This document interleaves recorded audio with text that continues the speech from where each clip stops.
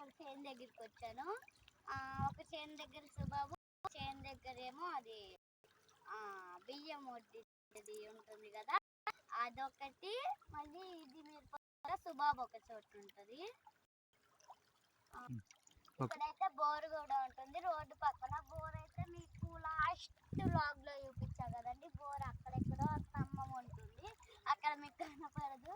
మళ్ళీ అటు side water వదిలేది ఉంటుంది, మీకు ఇందాక చూపించా అది. అక్కడ వాటర్ వస్తాయి, అక్కడ ఉంటుంది. ఇక్కడేమో అది మోటార్ వేసేది ఉంటుంది. ఇది మా చేను. మొన్న వేసారు అట్టుకుంటా కదా, వేసి మళ్ళీ మిరపకాయ. ఇది మిర్చి తోట. మొన్న చూస్తే మీరైతే అసలు చాలా కాయలు లావు లావు ఉన్నాయి.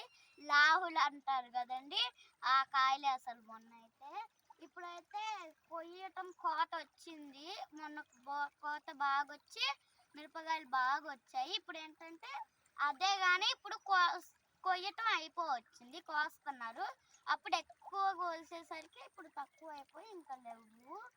అటు సైడ్కి వెళ్ళామనుకో అదేదో ఉంటుంది ఫ్రెండ్స్, అది అంతకుముందు అది కాదు, ఏదో వేసారు బ్లాగ్లో చూపించలేదు కానీ రోజ్ ఫ్లవర్స్, బంతి పూలు అవన్నీ ఉన్నాయి అసలు అటు సైడ్కి అయితే.